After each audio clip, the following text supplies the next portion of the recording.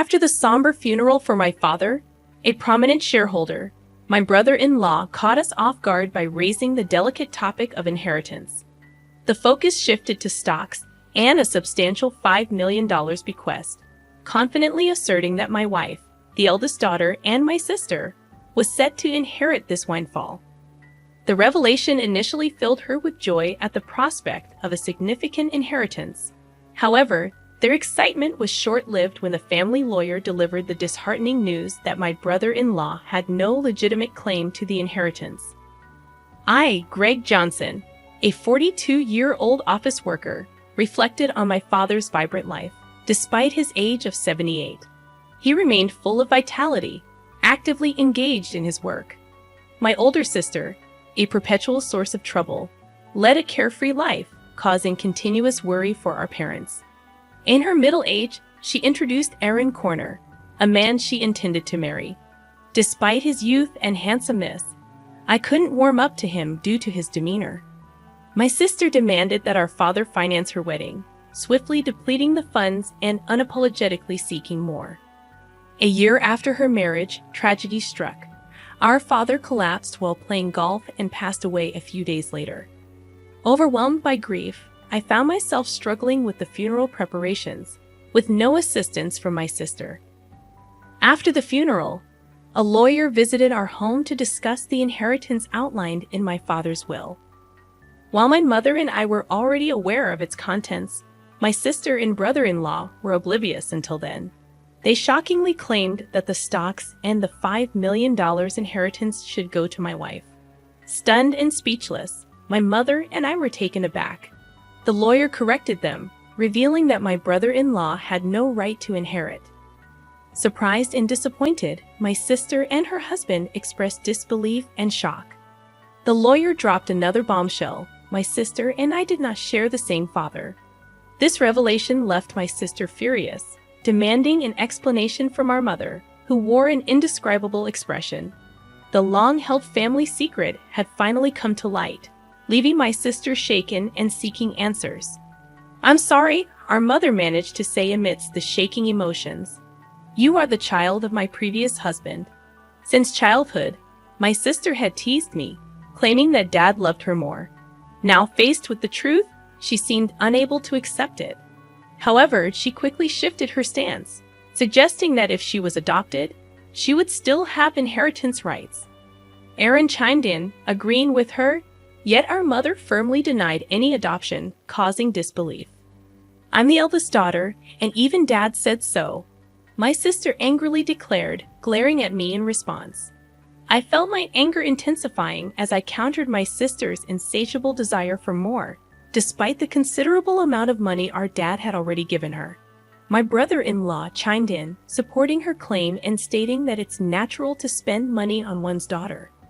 However, the lawyer intervened, drawing attention to the questionable spending, including debt repayment, and suggested reviewing the will. My sister panicked, claiming ignorance about any will. It turned out that our father had wanted to discuss and decide the contents with the family, but she had skipped it for frivolous reasons. When the lawyer proposed reviewing the will, my sister and her husband reluctantly agreed. The will clearly stated the transfer of property to my mother and me, explaining why my sister was not adopted. Her mistreatment of me and reckless spending had disappointed our father, realizing she had no right to the inheritance.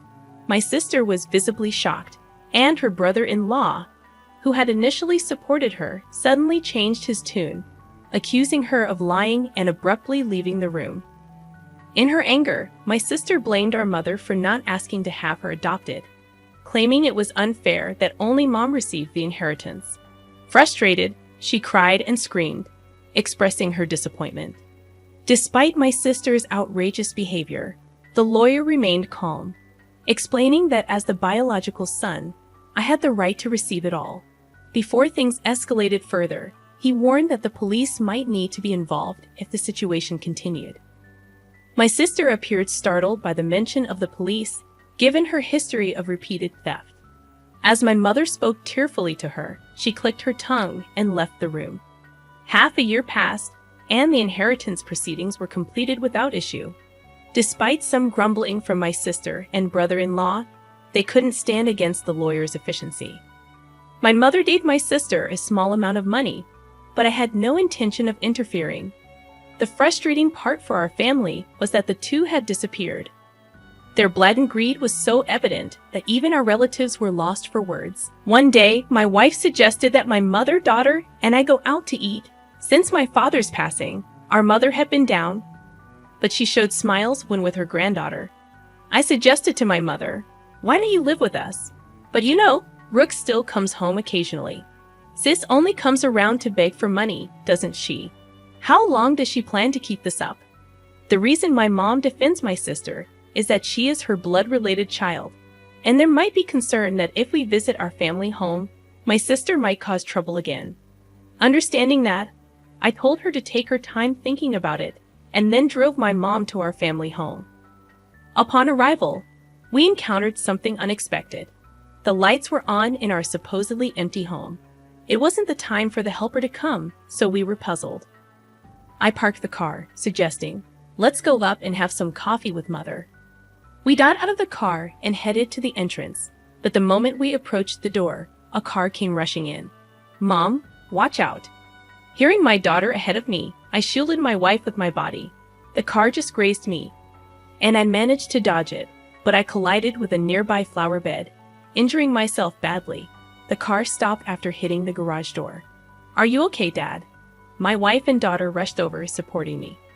Mother was trembling in shock at the sudden event. Understandably, from that moment on, a day of turmoil began. I was taken to the hospital by ambulance and had to be hospitalized briefly. Later, I heard that Aaron Warner, my brother-in-law, was driving the car. According to the police, he explained that he mistook the accelerator for the brake. However, I had my doubts about that story. Amidst all of this, my sister and mother visited me in the hospital. Mother left briefly to arrange flowers, and during that time, my sister coldly looked at me and said, "You're only tough and bodied, huh?" With a slightly disappointed tone, I couldn't help but give her a smile. If I had died in the accident, Mom would inherit everything, right? "Messed up your plan," I said a bit sarcastically, and my sister looked uneasy. "You planned this, didn't you?" When I asked, my sister looked away, and I added, "But I won't be accepting Mom's share, so it won't work out for you." My sister looked surprised at this. She probably thought I would naturally accept it. I have a wife and kids, so I passed the inheritance to them. It's not strange for the head of the family to think that way. Even so, I've made a will early, like Dad did. My sister was taken aback at this. "What? So that means—" "Yeah, unfortunately, my share of the inheritance won't go to Mom." My sister stared at me, then began to shake with anger. "There's $5 million, right? You could at least share a bit." When I immediately refused, my sister furiously grabbed my collar. "I'm your sister. We should split it." Whether it was the amount of the inheritance that drove her mad, she continued to scream in a very aggressive voice. I felt pity for my sister. It's that greedy attitude that disappointed Dad. Don't you get it? My sister's face turned even redder, and she grabbed my neck. "Bro, stop it." Mother, who had just returned, scolded her loudly. Then the nurses, called by the nurses' call button, arrived and escorted my sister out of the room. Mother seemed to want to protect my sister, but my sister had lashed out at her too. As she left, she asked, "Why did she turn out like this?" Hearing Mother say this sadly, I felt the pain in my heart. Later, Mother's health deteriorated, and she fell off, gradually weakening. My wife and I started visiting the family home more frequently to support her, but this seemed to upset my sister. Probably she encountered my wife when coming to ask for money or heard about it from Mother. One day, my sister called my cell phone. "From now on, we will take care of Mom. You guys don't need to come. Watch this." All of a sudden, however, my sister wasn't listening and said, "We've already decided," before hanging up. My wife told me she had been turned away by my sister. Too concerned about how my sister, who had no experience in household chores or living, would manage, I quickly contacted Mother. To my surprise, I found out that my brother-in-law had experience in caregiving. Mother was still independent, not yet in a worrying state. This reassured me. However, within just a month, Mother was rushed to the hospital in an ambulance. It was said to be due to a medication dosage error. When we rushed to the hospital, Mother was shockingly weak. The doctors also seemed puzzled by her condition. I couldn't recall such a mistake ever happening before. Leaving my wife to care for Mother, I went to our family home, which was in a terrible state. Despite my mother's love for cooking, the usually well-stocked fridge was shockingly empty. Even the helper had been swiftly dismissed. Feeling ashamed of trusting my sister even a little, anger surged within me.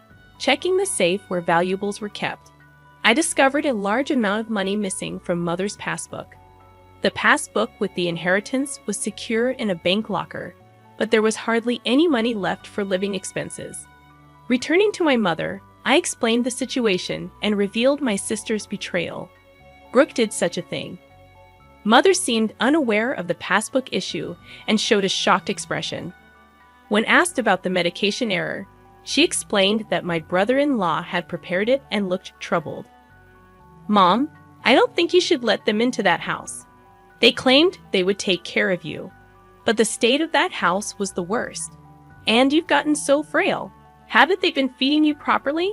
Speaking with concern, I hung her head. "Mom, let's live together. I'll build a new house, and we can live there together." Moved by my suggestion, Mother shed tears. However, her condition continued to worsen. Despite the doctor's best efforts, they, along with my sister, seemed to weigh heavily on her. Ultimately, Mother passed away without recovering. When I went to the family home for the funeral, all the valuable items had disappeared. It seemed that my sister and brother-in-law, in need of money, had taken them. Standing in the desolate place, I was overcome with anger. I had to find a way to make my sister take responsibility for Mother's sake, and as atonement for what she had done, I resolved to do something. The day after Mother's funeral, my sister and I met at the lawyer's office to discuss the inheritance. "Condolences, but as her daughter, I'm entitled to Mother's inheritance," my sister said with a sense of superiority that made me laugh involuntarily. She seemed to be under some misconception. "Let's open the will then."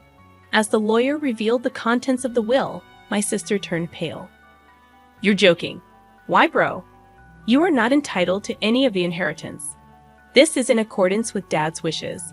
My brother-in-law started to get angry, but the lawyer had nothing else to say except repeat the same thing. "This must be a mistake. Bro is her child, isn't she?" My brother-in-law suddenly became furious, throwing things off the table. "Are you trying to trick us? We won't let you get away with this. Give us the inheritance now." "Aaron, you planned to kill Mother, didn't you?"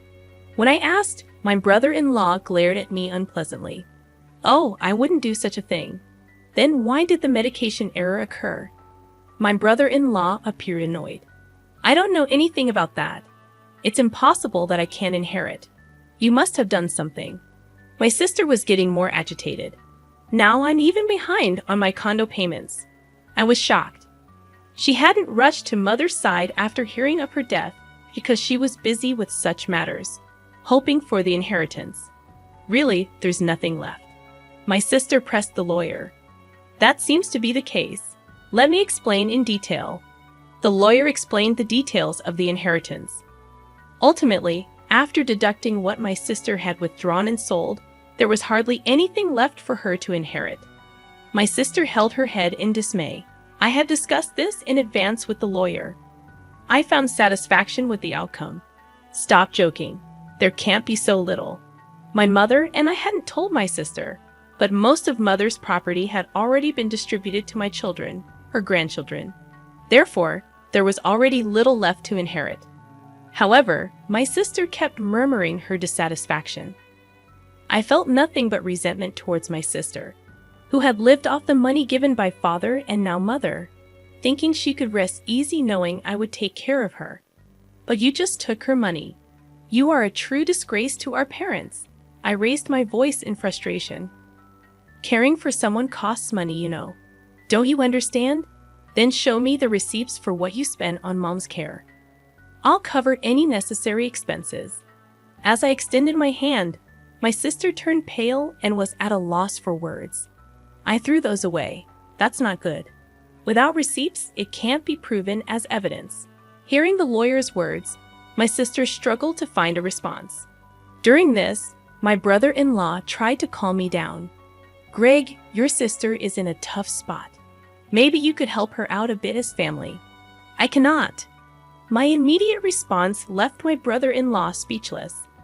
I've been hurt by my sister for a long time. Frankly, I feel like it's karma, but you're the only siblings. Maybe just a little. He tried to say more, but I refused. I was filled with anger, and so was my brother-in-law, apparently. Dan, if that accident had worked out, Rook would have had the entire inheritance. What accident? Before I could ask, my brother-in-law started talking on his own. Because of this brother, things didn't go as planned. I was supposed to get a new car, but now there's barely enough money left even for repairs. My sister tried to stop him, but it was too late. That's a pretty serious statement. You could be accused of fraud. The lawyer held a recorder, smirking at my sister and brother-in-law. What the heck? Isn't that against the rules to do that? You agreed to our conversation being recorded at the beginning, didn't you? Called out by his own words, my brother-in-law's face turned pale. To him, I had one thing to say. Aaron, I will be pressing charges about that accident. Don't joke. Where's the evidence? The evidence has just been provided by you. My sister, crying, began to hit my brother-in-law. You idiot! It's all your fault. Why did you say that? Later, my brother-in-law faced legal consequences for his actions. Additionally, unresolved suspicions about his past emerged, requiring police involvement. For some time, my sister, as an accomplice, was said to face lesser charges. However, struggling with her condo payments, she was turned away by relatives when she asked for money. In contrast, I chose to work earnestly and not rely on inheritance. Now, receiving stock dividends has become a small pleasure in my life.